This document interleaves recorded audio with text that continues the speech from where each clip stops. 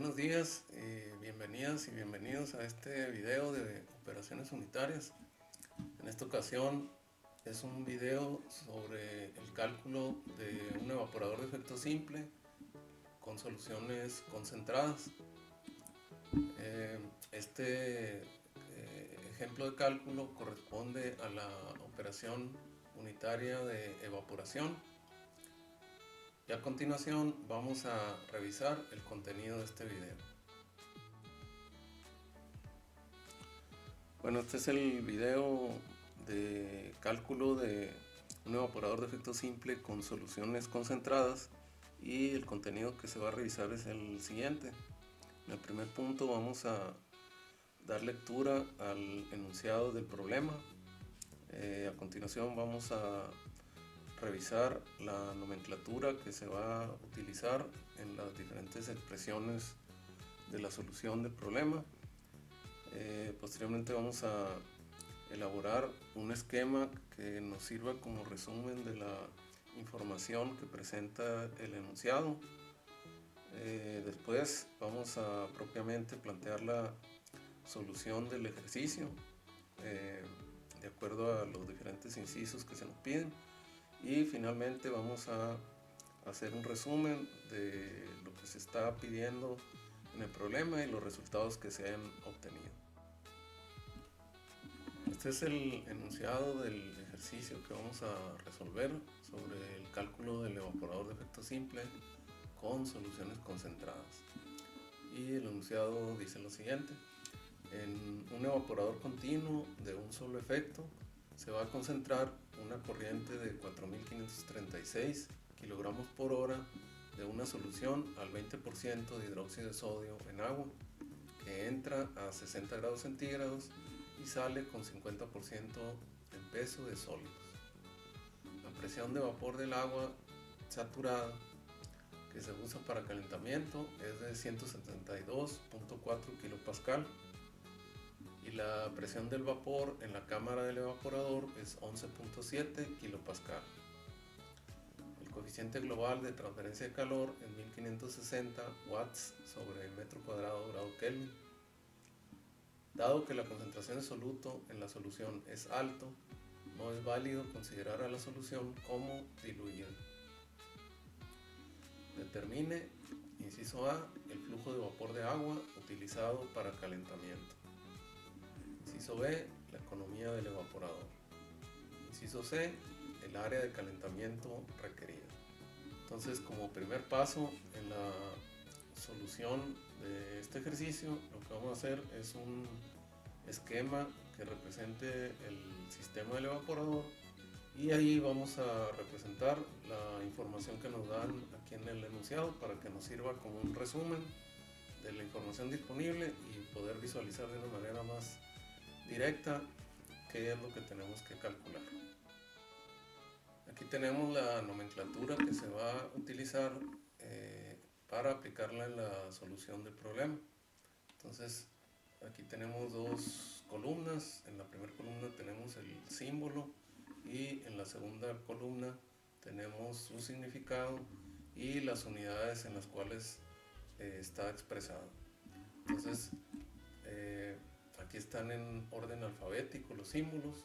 Entonces, cuando tengamos alguna duda con algún símbolo o alguna variable que nos encontremos en la solución, podemos pausar el video y podemos regresar a esta parte del video para leer o revisar la duda que teníamos sobre alguna de las variables o los parámetros que nos encontremos en la solución del problema.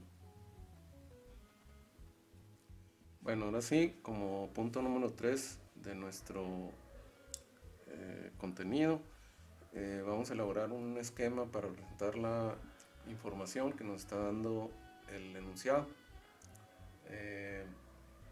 Vamos entonces a leer nuevamente el enunciado y vamos a ir representando aquí la información que nos esté dando. Entonces, yéndonos otra vez al enunciado, nos encontramos que en un evaporador continuo de un solo efecto se va a concentrar una corriente de 4536 kilogramos por hora de una solución al 20% de NaOH en agua, que entra a 60 grados centígrados y sale con 50% de sólidos. Entonces se trata de un evaporador de un solo efecto continuo. Entonces su esquema básico sería el de esta figura. Tenemos una sola alimentación, tenemos una salida del vapor que se está produciendo y tenemos una salida de la corriente de producto concentrado. Entonces la ebullición de la solución se va a dar utilizando vapor de agua como medio de calentamiento mediante contacto indirecto a través de un serpentín o un banco de tubos en el interior del evaporador. Entonces entraría vapor de calentamiento y va a ceder su entalpía y saldría como vapor condensado, o sea, saldría como líquido, ¿verdad? Entonces, de acuerdo a ese primer párrafo que leímos, el soluto que se encuentra en solución sería el hidróxido de sodio. Entonces aquí donde dice soluto, pues vamos a poner que es hidróxido de sodio y el solvente pues es agua.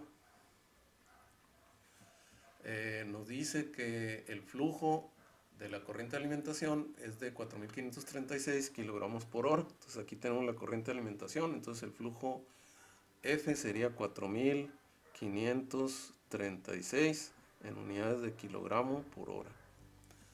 Nos dice que se trata de una solución, la corriente de alimentación, al 20% de NaOH en agua. Entonces la concentración como fracción peso XF sería igual a 0.20 de NaOH en agua y que entra a 60 grados centígrados. Entonces la temperatura de la corriente de alimentación sería 60 grados centígrados y sale con 50% de sólidos. Entonces la concentración aquí en la corriente de producto concentrado sería una fracción peso de 0.50.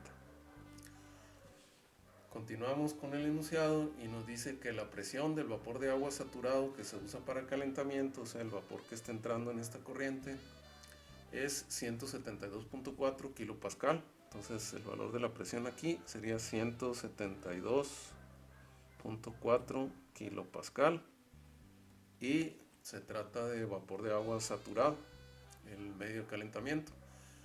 Y nos dice que la presión de vapor en la cámara del evaporador es 11.7 kilopascal. Entonces peso índice 1 sería 11.7 kilopascal. Continuamos en el enunciado y dice el coeficiente global de transferencia de calor es 1560 watts sobre metro cuadrado grado Kelvin. Entonces el coeficiente global sería 1560 en unidades de watts sobre metro cuadrado y grado Kelvin. Ese valor de coeficiente, pues dado que muchas de las unidades de tiempo las vamos a manejar en horas, vamos a expresarlo también en unidades de tiempo en horas y energía en kilojoules, o sea que esto vendría siendo también posible expresarlo, el coeficiente, como un valor equivalente, haciendo la conversión de unidades de 5.616 en unidades de kilojoule sobre hora, metro cuadrado y grado Kelvin. Entonces esta conversión la hacemos nada más para cuando vayamos a hacer algún cálculo que involucre el coeficiente global, tomar en cuenta que el resto de los flujos están expresados por unidad de tiempo en horas. Continuando ahí con el enunciado, nos dice que dado que la concentración de soluto en la solución es alto, no es válido considerar a la solución como diluida. Entonces la solución entra a un valor de concentración del 20% en peso y sale a un valor de concentración del 50% en peso. Entonces son valores relativamente altos de concentración donde el efecto del soluto en las propiedades de la solución no puede despreciarse. Entonces tanto la temperatura de ebullición de la solución en la cámara de evaporación como el calor de solución a la hora de determinar las entalpías, tanto en la corriente de entrada como en la corriente de líquido salida, no pueden tomarse como que corresponden al agua pura. Entonces va a ser necesario tomar en cuenta el efecto del soluto tanto en la entalpía del líquido como en su temperatura de ebullición. Y finalmente el enunciado nos plantea 3 incisos. Entonces, en el primer inciso se nos pide determinar el flujo de vapor de agua utilizado para calentamiento. Entonces, en el inciso A se nos pide hacer la determinación del flujo S. En el inciso B nos piden determinar la economía del evaporador. Entonces, en el inciso B nos piden determinar E, que es la representación de la economía del evaporador, y en el inciso C nos piden calcular el área de calentamiento requerida.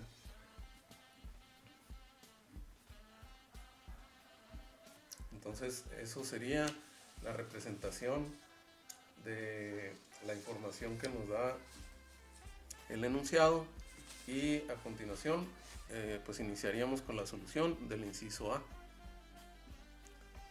Pasamos a continuación al punto número 4, que corresponde a la solución del ejercicio. Entonces inicialmente vamos a plantear la solución del inciso A, en el cual se nos pide que determinemos el flujo de vapor de calentamiento necesario para esta operación. Entonces, si regresamos acá al esquema, entonces se nos está pidiendo que determinemos este flujo másico de vapor de calentamiento, considerando que se trata de vapor de agua saturado, que va a pasar a través del intercambiador de calor del evaporador y va a salir como un líquido saturado, o sea, un vapor condensado, pero en estado saturado. Entonces, lo único que va a hacer es ceder su entalpía de vaporización, su calor latente de vaporización, a la solución para que se lleve a cabo la ebullición. Entonces necesitamos calcular el flujo másico de ese vapor necesario para calentamiento.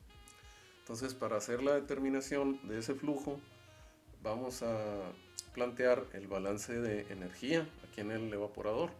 Entonces, vamos a considerar como operación en estado estacionario y sin que haya presencia de reacción química. Entonces, únicamente vamos a tomar en cuenta los intercambios de entalpía entre las corrientes de entrada y las corrientes de salida. Entonces, vamos a considerar como contribuciones al balance de energía en las entradas la entalpía que trae esta corriente de vapor de calentamiento y la entalpía que trae la corriente de alimentación.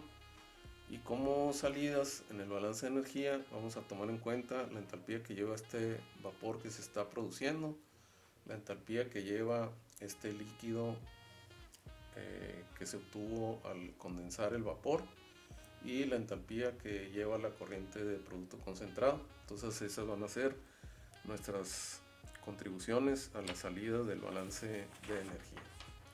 Entonces vamos a plantear aquí que se va a realizar un balance de energía en el evaporador.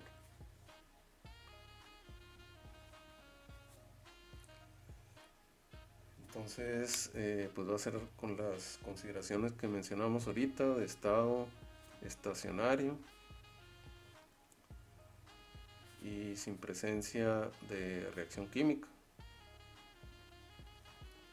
Entonces, como decíamos, eso va a eliminar el término de acumulación en el balance de energía, y pues el término de generación también se va a eliminar. Entonces nos va a quedar que las entradas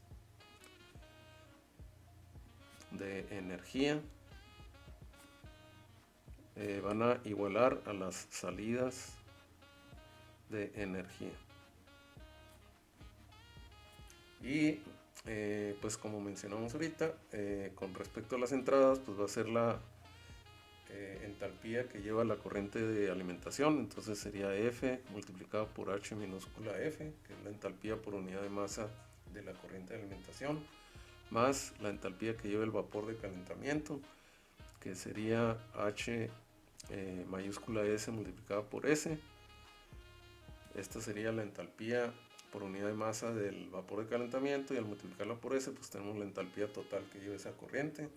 Por el lado de las salidas tendríamos la entalpía que corresponde al vapor de calentamiento, perdón, al vapor producido. Entonces sería B multiplicado por H mayúscula B más la entalpía de la corriente de productos concentrado.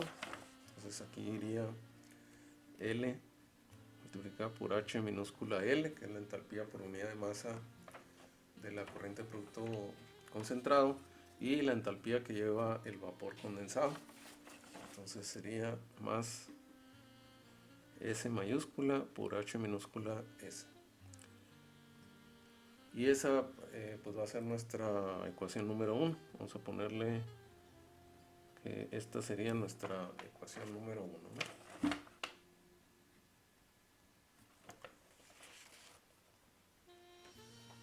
Y pues lo que nos interesa en este balance de energía es poder determinar el flujo de vapor de calentamiento. Entonces vamos a agrupar los términos que tienen a S del lado izquierdo. Vamos a ponerlo como S que multiplica H mayúscula S menos H minúscula S, pasando este término que está en la derecha de la igualdad y juntándolo con este término del lado izquierdo, y en el lado de la derecha pues vamos a pasar el resto de los términos. Entonces nos quedaría B por H mayúscula B más L por H minúscula L menos F por H minúscula F. Y de esta expresión pues despejamos el término que nos interesa, que sería la S, ¿no? Entonces de aquí despejamos S como el cociente de los términos que tenemos a la derecha, que sería B por HB más L por H minúscula L más, perdón, menos F por H minúscula F, y en el denominador pues nos quedaría la diferencia de entalpías entre el vapor saturado de entrada y el líquido saturado de salida, que vendría siendo pues el calor latente de vaporización, ¿verdad? Entonces esta va a ser nuestra segunda ecuación, y en esta ecuación pues a partir de la información del enunciado podemos pues identificar que tenemos conocido el valor de F, y pues sería el único término que tenemos conocido ahí en esa ecuación 2. Entonces el resto de los términos son desconocidos aquí en el lado derecho, entonces vamos a tener que obtenerlos para poder calcular el valor de S.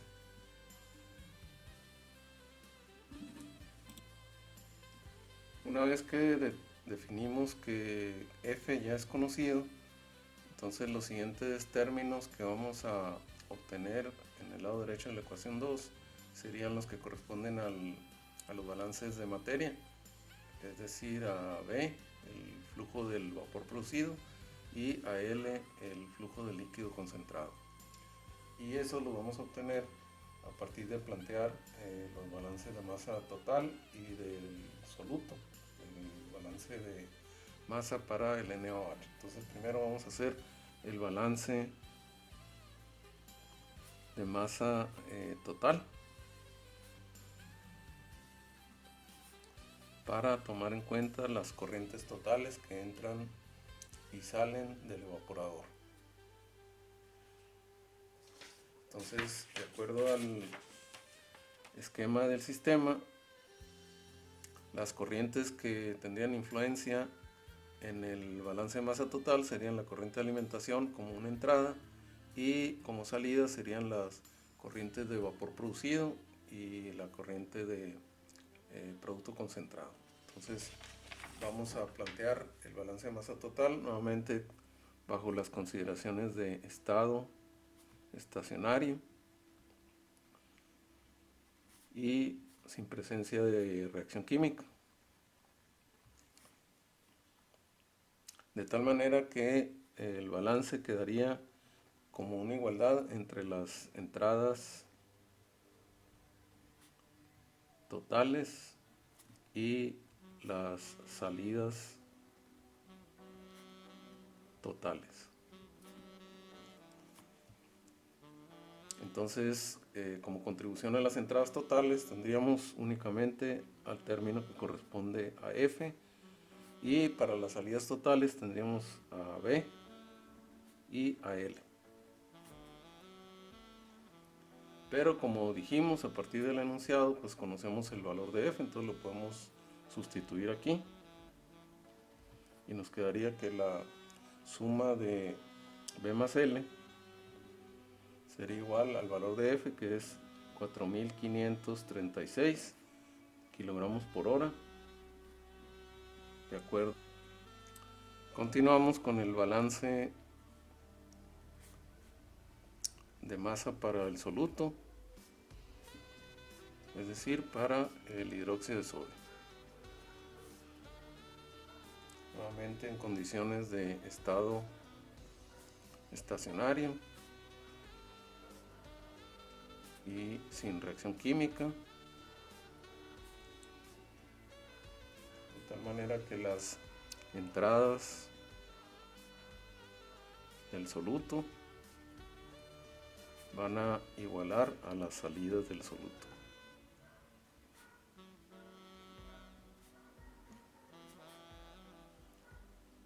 Y con respecto a las entradas, pues tendríamos que tomar en cuenta el hidróxido de sodio que va en la alimentación como el único término que contribuye a las entradas, y por el lado de las salidas pues tendríamos que para fines formales representar el hidróxido de sodio que iría en la corriente de vapor producido, que pues sabemos que va a ser pues una contribución igual a cero, porque la fracción peso del hidróxido de sodio en el vapor producido pues es cero. Podemos poner eso de una vez aquí. Y la otra contribución en las salidas pues sería el hidróxido de sodio que va aquí en la corriente de producto concentrado. Entonces eso es lo que vamos a representar aquí en el balance, ¿no? Entonces, con respecto a las entradas tendríamos F multiplicado por X su índice F, y con respecto a las salidas tendríamos B que multiplica Y su índice B más L por X su índice L. A la información del enunciado, entonces esa va a ser nuestra siguiente ecuación, que va a ser la número 3. Y si hacemos la sustitución de los términos conocidos, tendríamos que F tiene el valor de 4.536 y XF tiene un valor de 0.2.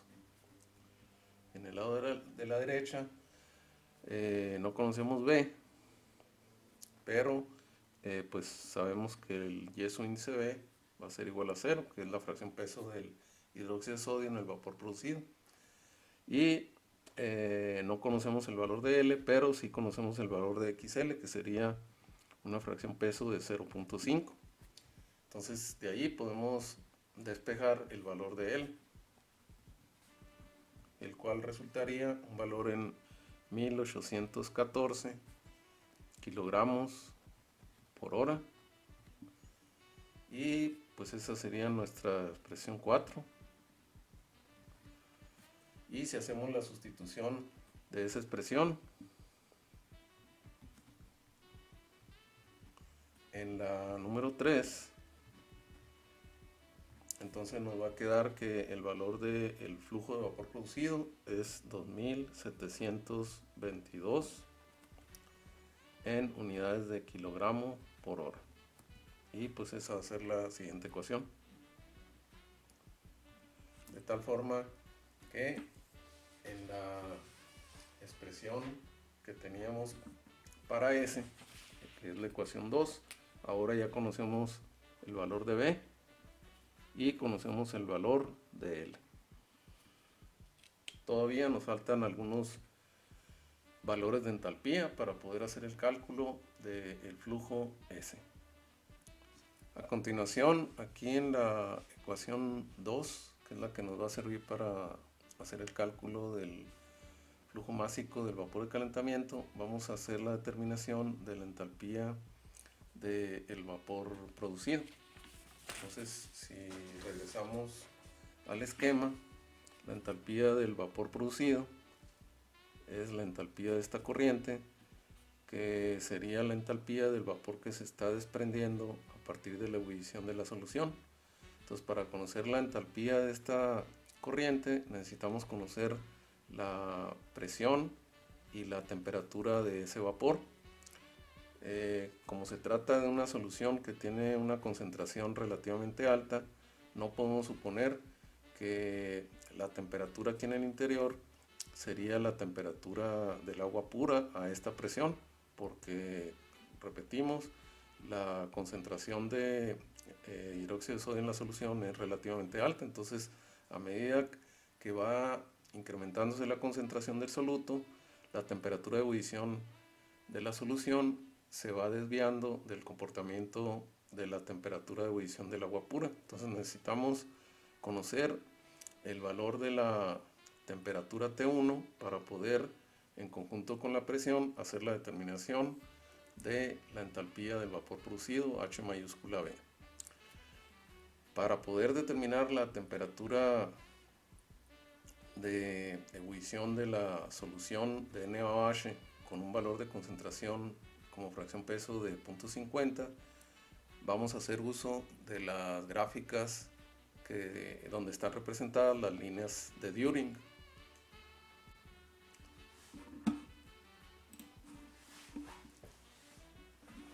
Bueno, aquí tenemos un ejemplo de una gráfica donde están representadas líneas de Düring, como dice aquí en la parte inferior, para soluciones acuosas de hidróxido de sodio.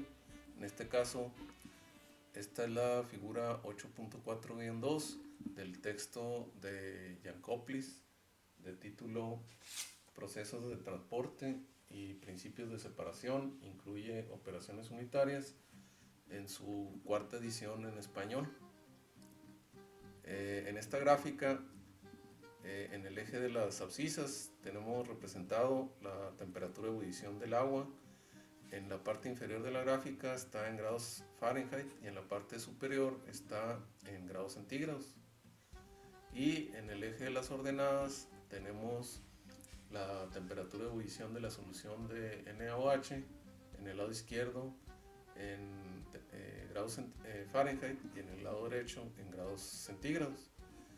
Entonces los parámetros de la gráfica vienen siendo las concentraciones en porciento en peso del soluto NaOH. Entonces tenemos líneas que en la mayoría del rango de concentración o del rango de la gráfica son prácticamente líneas rectas. Entonces, para poder hacer la determinación de la temperatura de ebullición de una solución de un cierto porciento en peso, lo que se hace es se determina la temperatura de ebullición del agua a la presión a la que se encuentre la solución en el interior del evaporador, y de esa manera, con ese valor de temperatura, se tiene fijo el valor de la abscisa, ya sea en unidades de grados Fahrenheit o en unidades de grados centígrados. Y una vez que se conoce esa temperatura de ebullición del agua,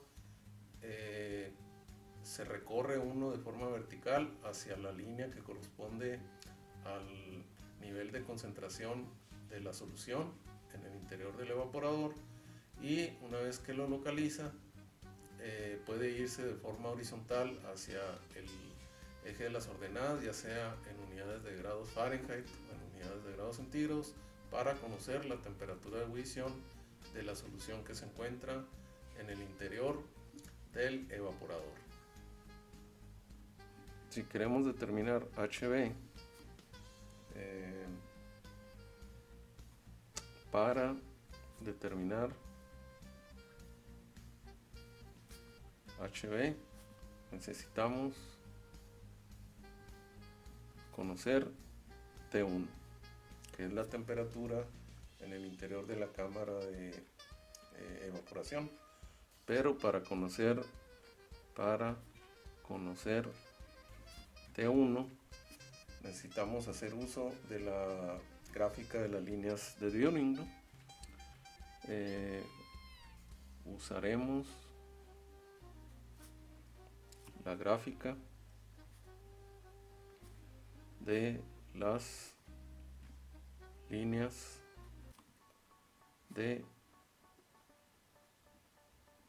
Turing, que es el autor que desarrolló esas gráficas. Entonces, para poder utilizar la gráfica de Turing, lo primero es determinar la temperatura de ebullición del agua pura a la presión a la que se encuentra la cámara de evaporación. Es decir, necesitamos responder la pregunta: ¿cuál es la temperatura de ebullición del agua pura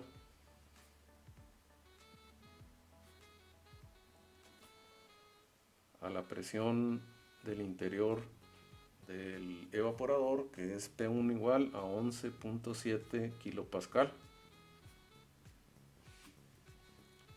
Entonces, para responder esa pregunta necesitamos irnos a las tablas de vapor de agua y buscar la temperatura de ebullición que corresponde a la presión de 11.7 kilopascal.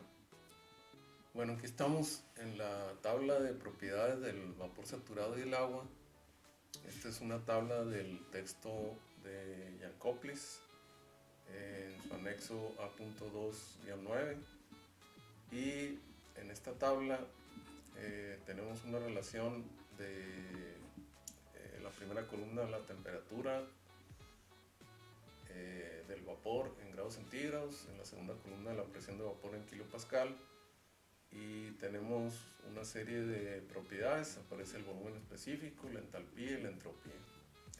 En este caso nosotros estamos interesados en la relación que hay entre la primera y la segunda columna. Entonces estamos buscando cuál será la temperatura de ebullición del agua puro, o sea, la temperatura del vapor, a la presión de 11.7 kilopascal, que es la presión en el interior de la cámara de evaporación. Entonces, en esta segunda columna necesitamos buscar el valor de presión de 11.7 para obtener el valor de la temperatura a esa presión.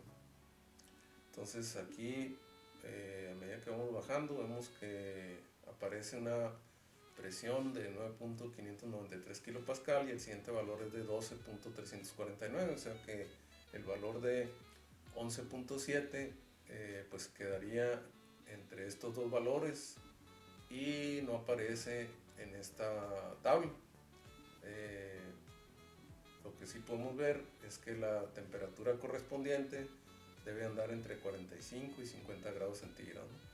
Entonces, lo que correspondería para obtener el valor de temperatura correspondiente a 11.7 kilopascal, pues es hacer una interpolación lineal entre estos dos valores y determinar la temperatura correspondiente para la presión de 11.7. Entonces, usando los datos de presión como valor por debajo de 11.7, el correspondiente a 9.593 con una temperatura de 45 grados centígrados, y el siguiente valor por encima de 11.7, que es el de 12.349 con una temperatura de 50, sería necesario hacer una interpolación lineal entre esos valores para obtener el valor de la temperatura de ebullición del agua pura, y nosotros únicamente vamos a reportar el resultado. Bueno, entonces esta pregunta la respondemos a partir de las tablas de vapor, ¿no? Entonces ponemos que de tablas de vapor para la presión de 11.7 kilopascal, la temperatura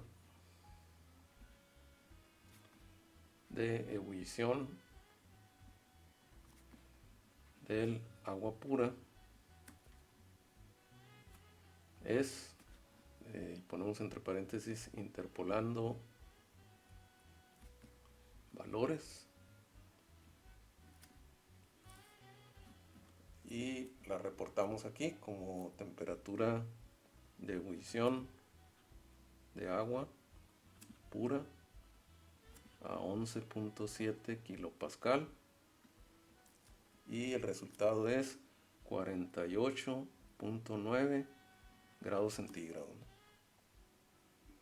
Entonces ahora ya tenemos el valor de la temperatura de ebullición en el interior del evaporador si la solución se pudiera considerar como agua pura. Entonces, si la solución se considerara como agua pura a esa presión de 11.7 kilopascal, su temperatura de ebullición sería 48.9. Pero como no es así, como no es agua pura, como se trata de una solución concentrada a un valor del 50% en peso de hidróxido de sodio, pues sabemos que la temperatura de ebullición va a tener un valor superior a este 48.9.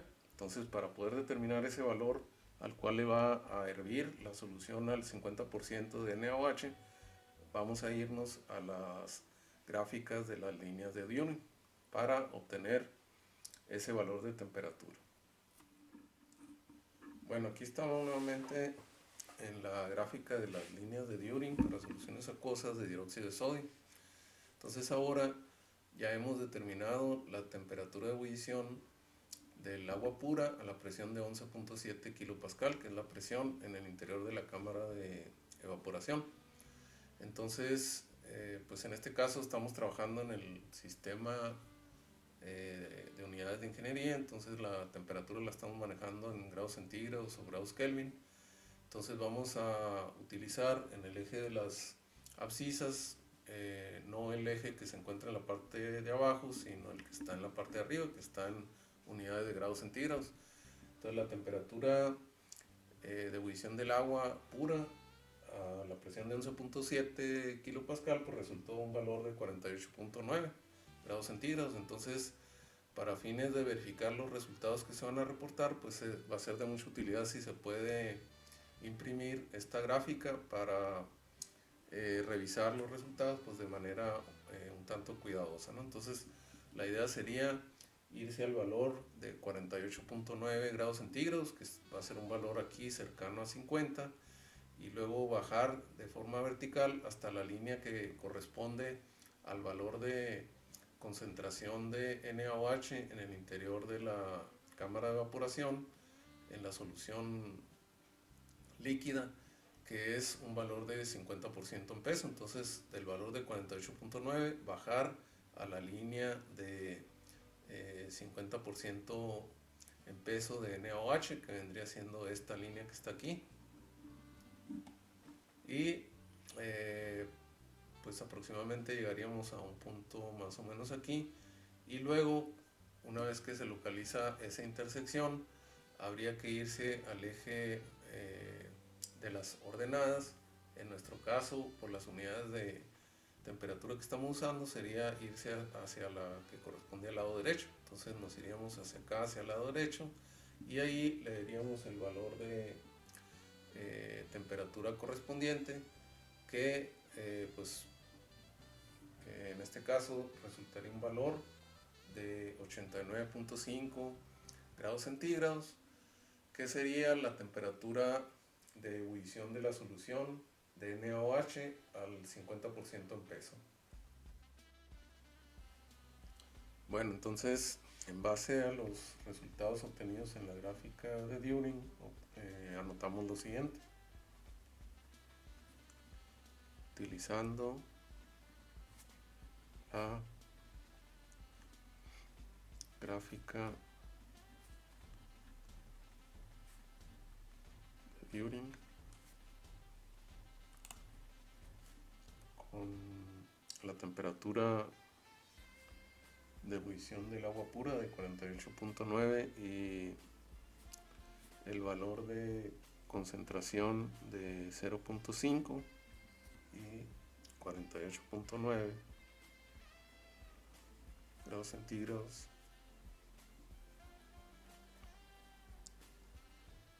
obtuvimos que la temperatura de ebullición de la solución resultó un valor de 89.5 grados centígrados. Eso significa que la solución tuvo una elevación en su punto de ebullición desde la temperatura de 48.9, que sería la del agua pura, hasta el 89.5. Es decir que la elevación del punto de ebullición de la solución, que tiene como siglas EPE, sería igual a 89.5 menos 48.9, grados centígrados, y eso es igual a 40.6, ¿no? Que sería la elevación del punto de ebullición.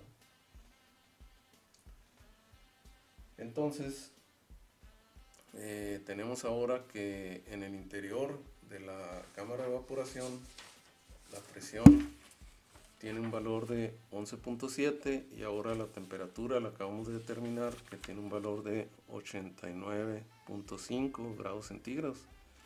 Entonces, con esta presión y esta temperatura es necesario ir a una tabla de propiedades de vapor sobrecalentado, y es sobrecalentado porque aquí estamos viendo que si fuera saturado la temperatura fuera de 48.9 a la presión de 11.7, pero está a una temperatura mayor que esa, por lo tanto es un vapor sobrecalentado.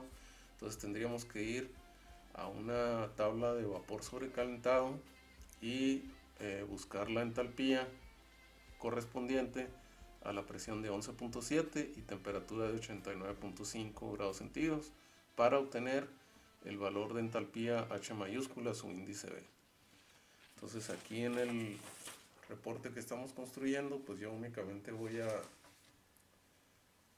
reportar el valor obtenido de H subíndice P.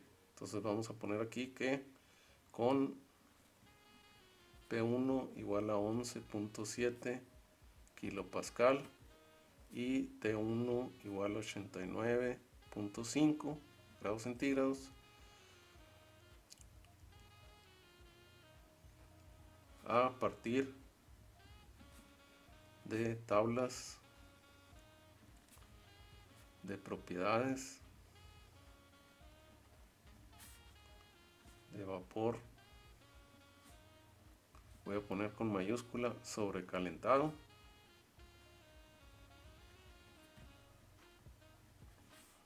se obtiene el valor de entalpía, que sería H mayúscula su índice B igual a 2667 en unidades de kilojoule por kilogramo. Entonces esa sería la entalpía correspondiente a H subíndice B, y entonces aquí en la ecuación 2 ya tendríamos conocido el valor de H subíndice B, y entonces ya nada más nos faltarían los valores de HL, HF y pues la diferencia H mayúscula S menos H minúscula S, ¿no? Continuamos ahora con la determinación de la entalpía de la corriente de alimentación H su índice F. Entonces H su índice F viene siendo la entalpía de esta corriente de alimentación de la solución acuosa de hidróxido de sodio, que tiene una fracción peso del 20%. Entonces XF es igual a 0.20. Entonces el valor de concentración pues es relativamente alto, entonces no es posible en este caso considerar que es una solución diluida y eliminar o despreciar los efectos del calor de solución. Entonces para determinar HF, la entalpía de la corriente de alimentación, va a ser necesario hacer uso de la gráfica entalpía concentración para este sistema. Entonces vamos a pasar a la gráfica entalpía concentración para el sistema hidróxido de sodio agua. Bueno, aquí estamos en la gráfica de entalpía contra concentración para el sistema hidróxido de sodio agua. En este caso es la figura 8.4-2 del texto de Jan Copley de la cuarta edición en español del año 2006.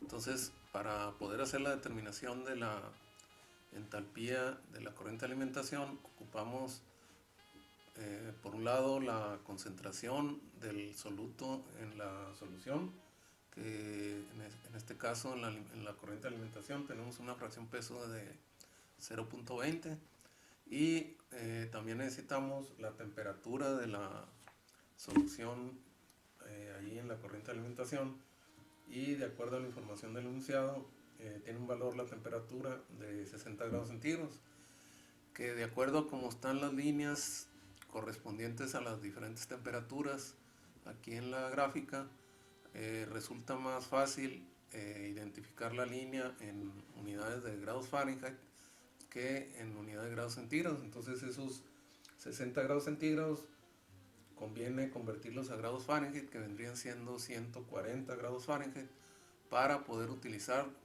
de manera más sencilla la línea de 140 grados Fahrenheit, que vendría siendo pues la cuarta después de la de 100 grados Fahrenheit. O sea, aquí tendríamos 110, 120, 130, 140, y utilizando entonces la línea de 140 grados Fahrenheit, que vendrían siendo 60 grados centígrados, nos haríamos la intersección con la fracción peso de 0.20, que vendría siendo más o menos este punto, y de ahí nos iríamos al eje de las ordenadas para leer el valor de la entalpía, ¿no? Entonces eso es lo que está señalado aquí con la línea de color rojo, con la flecha roja, y tendríamos que hacer la lectura de la entalpía aquí en el eje de las ordenadas en el lado derecho para obtener el valor de la entalpía en unidades de kilojoule por kilogramo de solución. En este caso, pues nuevamente conviene tener pues de manera impresa esta gráfica para poder hacer una lectura más cuidadosa, y aquí únicamente vamos a reportar que el resultado final de la lectura sería 214 kilojoule por kilogramo de solución. Entonces HF vendría siendo 214 kilojoule por kilogramo de solución. Continuamos elaborando nuestro reporte de cálculo entonces, y pues anotamos aquí que utilizando XF igual a 0.20 y TF igual a 60 grados centígrados, que es igual a 140 grados Fahrenheit. Vamos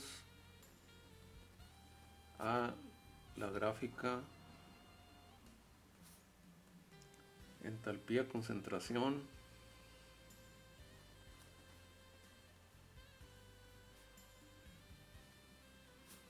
para este sistema,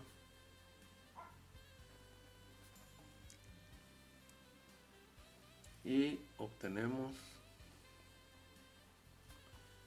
el valor de HF igual a 214 kilojoule por kilogramo, y esa va a ser nuestra siguiente ecuación, que sería la ecuación 7, ¿verdad?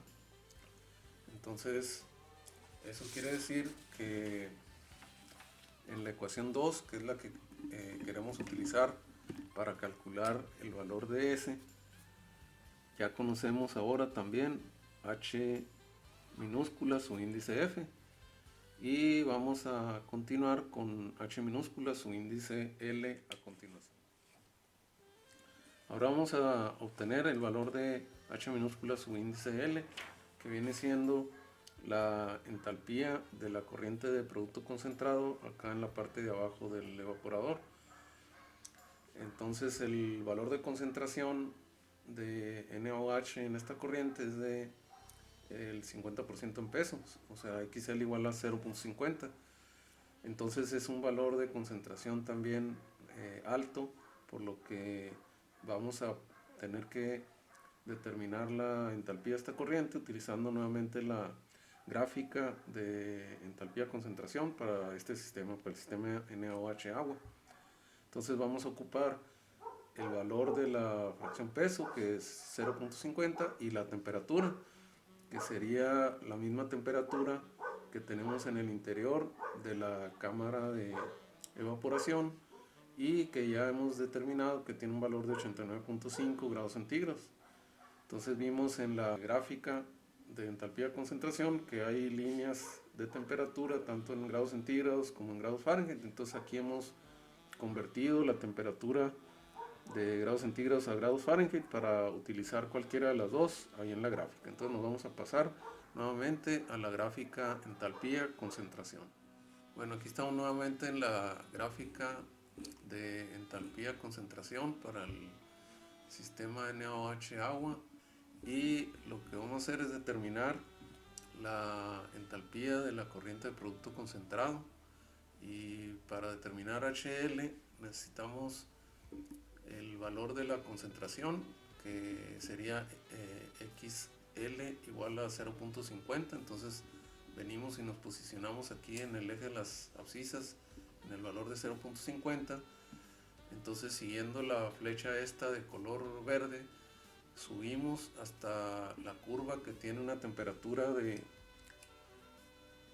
89.5 grados centígrados o su equivalente, que son 193.1 grados Fahrenheit. Entonces, por ejemplo, si seguimos la curva de 190 grados Fahrenheit, es esta que está antes de la curva de 200 grados Fahrenheit, sería esta curva que voy siguiendo aquí.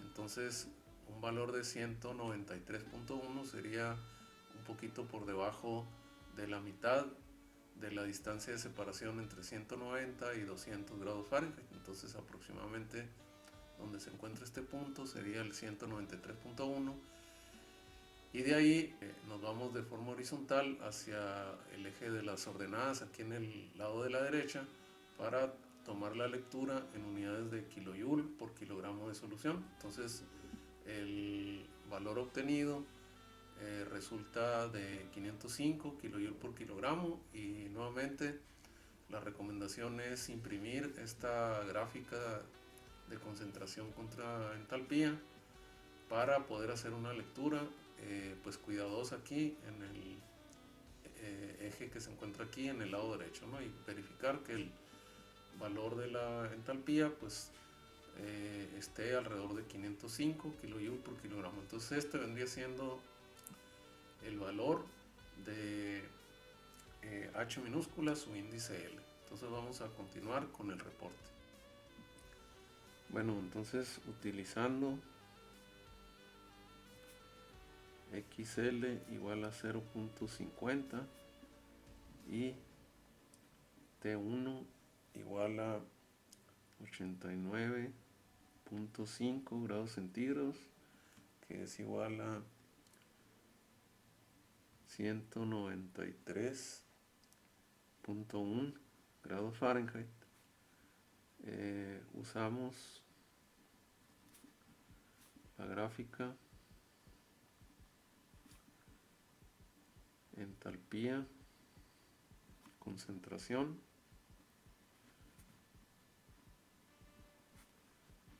para el sistema NaOH agua, y obtenemos el valor de HL igual a 505 kilojoule por kilogramo, y pues le vamos a poner el siguiente número que correspondería pues al número 8, ¿no? Y eso quiere decir que en la ecuación 2 ya tendríamos el valor de H su índice L, y únicamente nos faltarían H mayúscula, su índice S, o sea, la entalpía del vapor de calentamiento en su entrada, y H minúscula S, que sería la entalpía del vapor condensado en la salida, ¿verdad? Entonces, a continuación vamos a hacer esa determinación utilizando las tablas de vapor. Para hacer la determinación de H mayúscula S y H minúscula S, pues vamos a tomar en cuenta que el vapor de calentamiento se encuentra saturado y que la presión a la que se está introduciendo es 172.4 kilopascal. Entonces, con esa información vamos a pasar a las tablas de vapor. Bueno, aquí estamos nuevamente en la tabla de propiedades de vapor saturado del agua del texto de Jankoplis.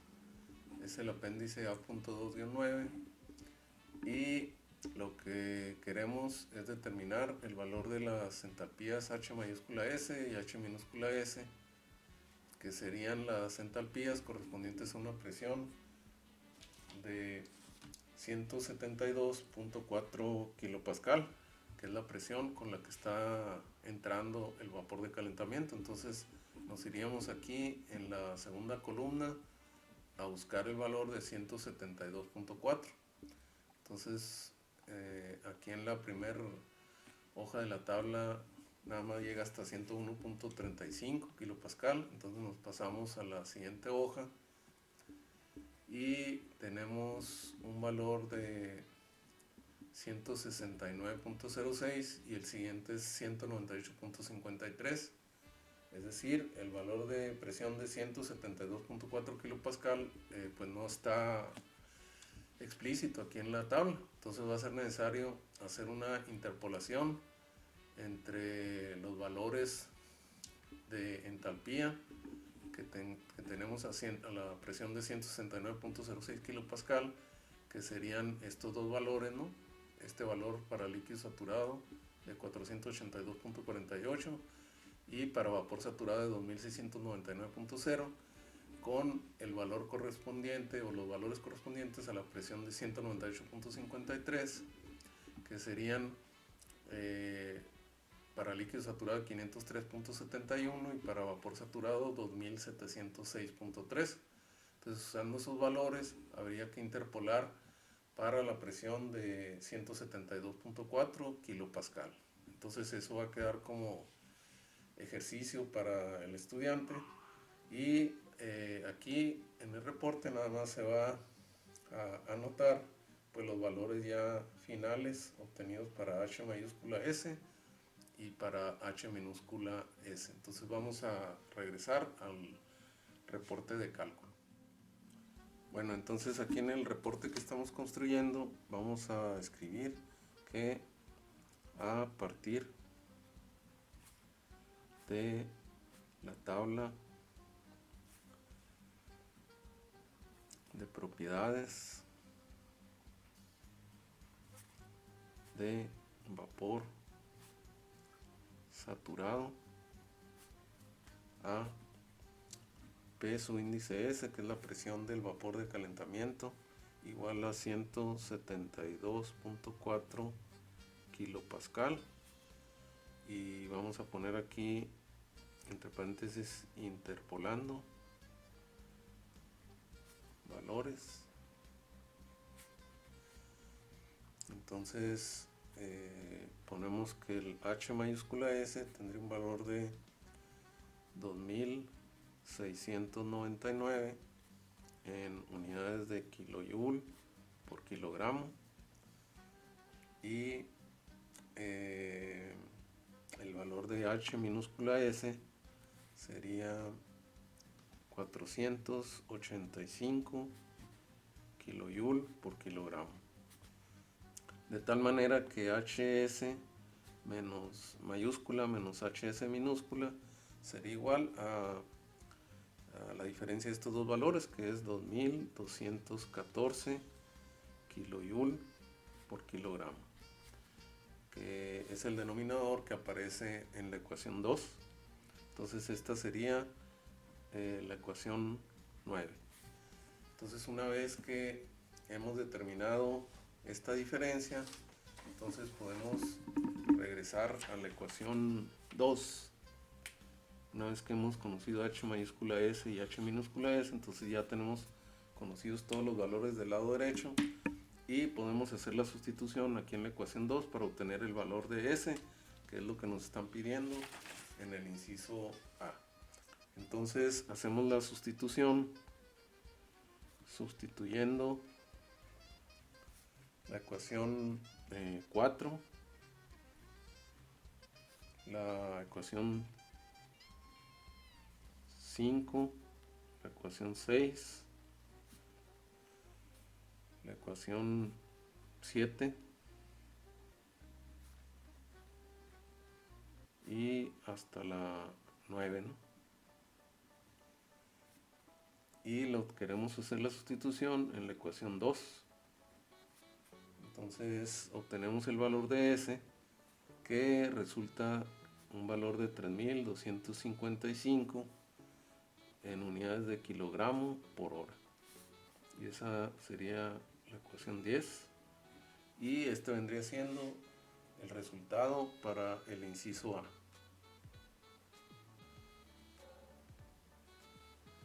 Pasamos entonces al inciso B del problema, en el cual, como vimos al revisar el enunciado, se nos está pidiendo el cálculo de la economía del evaporador.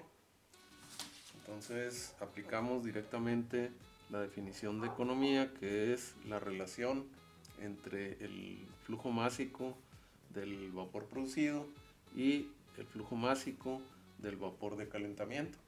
Entonces vamos a ponerle el siguiente número a esta ecuación y simplemente, como ya tenemos conocidos los valores de B y de S, pues vamos a hacer la sustitución directa.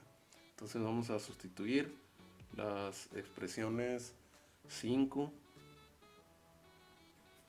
y la 10 en la expresión 11.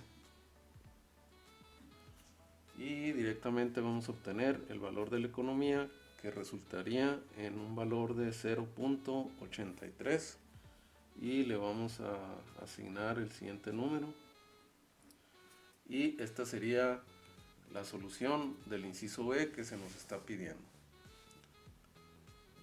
Y finalmente falta por resolver solamente el inciso C. De acuerdo al enunciado, en el inciso C se nos pide calcular el área de calentamiento necesario para este equipo. Entonces recordemos la expresión para el flujo de calor, que sería Q igual a el coeficiente global de transferencia de calor multiplicado por el área de calentamiento multiplicado por el gradiente de temperatura, y pues esa le vamos a llamar la siguiente ecuación, que sería la 13. Y de ahí pues recordemos que el gradiente de temperatura es igual a la diferencia de temperatura que tiene el vapor de calentamiento menos la temperatura en el interior de la cámara de evaporación. Esa sería la ecuación 14. Entonces de aquí de la expresión 13 podemos despejar el área, ¿no? Entonces el área nos quedaría que es el cociente de Q entre el coeficiente y el gradiente de temperatura.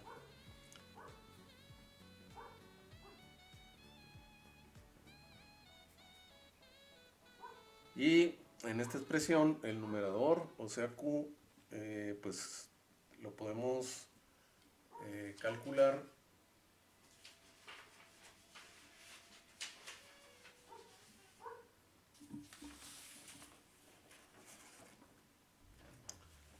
calcular a partir de la diferencia en entalpías del vapor de calentamiento entre la entrada y la salida multiplicada por el flujo del vapor de calentamiento. Es decir,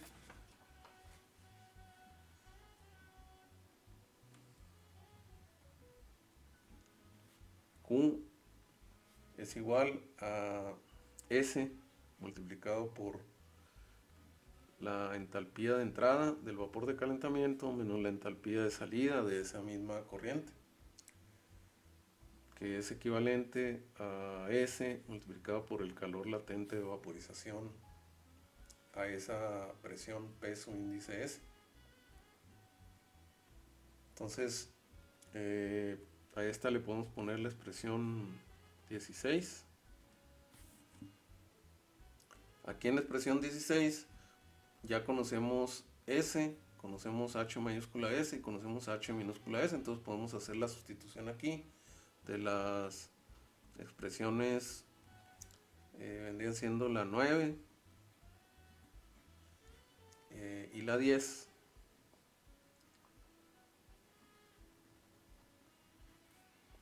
Pues aquí en la 16, ¿verdad?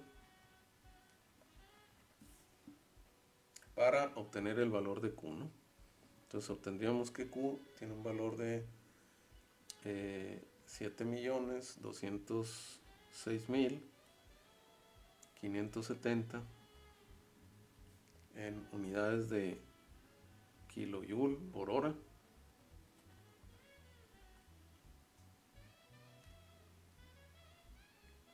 Y esta sería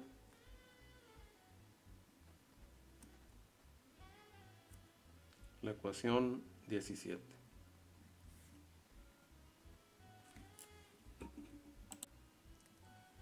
Entonces aquí en la ecuación 15 ya tenemos el valor del numerador.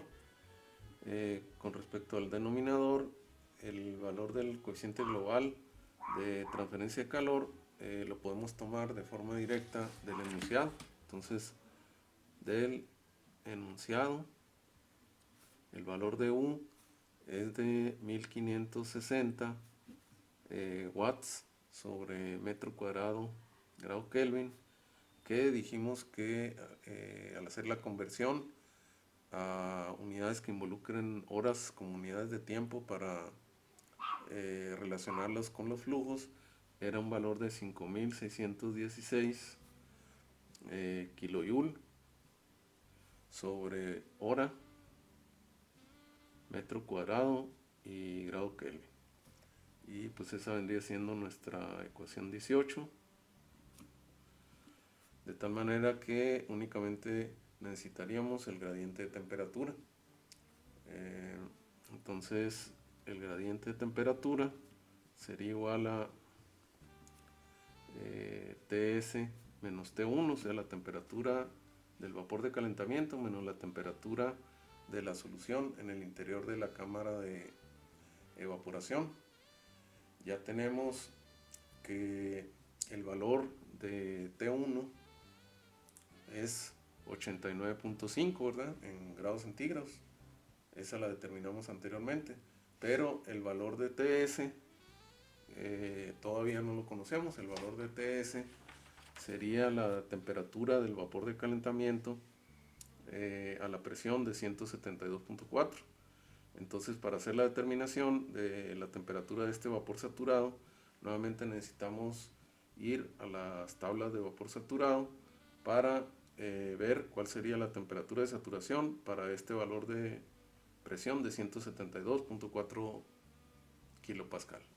Entonces vamos a pasar a la tabla de propiedades de vapor saturado.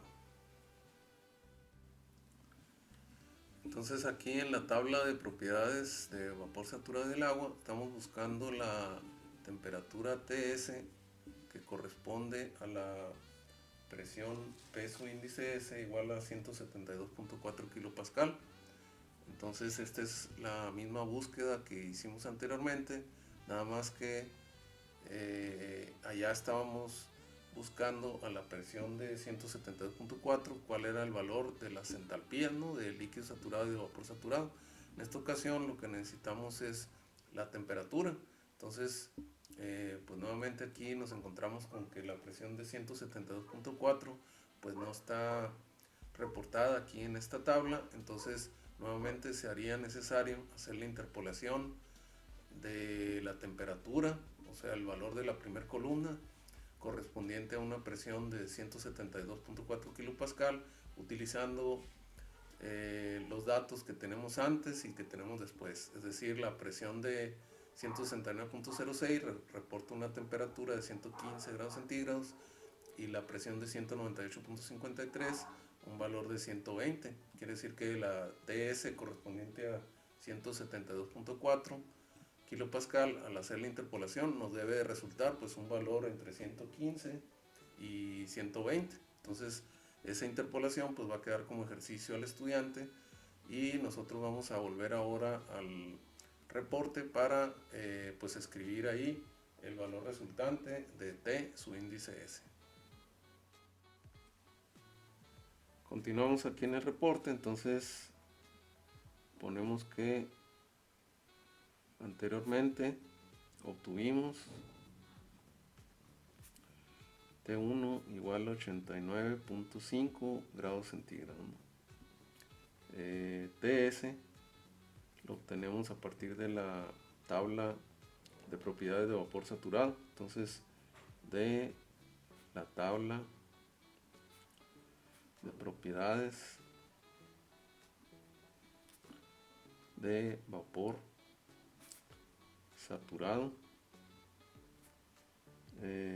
para P su índice S igual a 172.4 kilopascal y ponemos ahí entre paréntesis interpolando valores porque en la tabla no venía esa presión. Se obtiene TS igual a 115.6 grados centígrados. Entonces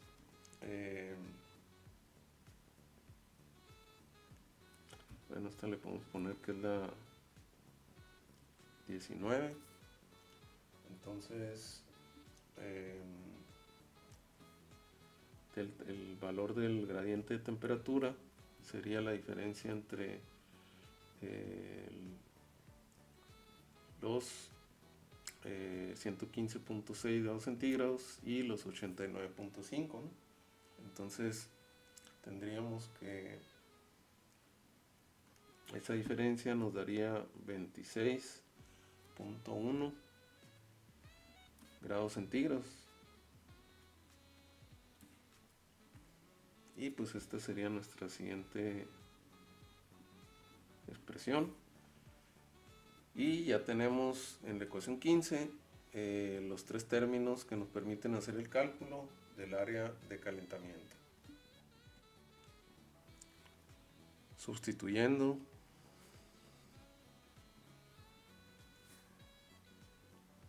las ecuaciones 17, la 18 y la 20, pues en la 15, ¿verdad? En la 15 podemos obtener que el valor del área de calentamiento sería 49.2 metros cuadrados. Y con esto daríamos por concluido el inciso C, quedándonos únicamente pendiente hacer un resumen de lo llevado a cabo en la solución de este problema.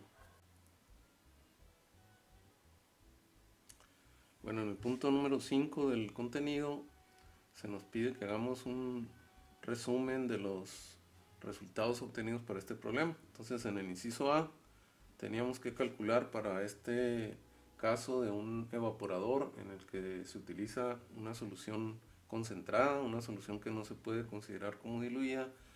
Se nos pide que hiciéramos el cálculo del vapor de calentamiento requerido y obtuvimos un valor para S de 3.255 kilogramos por hora. Para el inciso B se nos solicitó hacer el cálculo de la economía del evaporador y obtuvimos un valor relativamente bueno, cercano para un evaporador de efecto simple cercano a la unidad de 0.83. Y en el inciso C se nos pedía hacer el dimensionamiento del equipo, obtener el valor del área de calentamiento requerido y obtuvimos un resultado de 42.2 metros cuadrados. Entonces, de esta manera hemos llegado al fin de la solución de este problema y con ella llegamos al fin de este video. Entonces, muchas gracias por su atención y nos vemos en la próxima.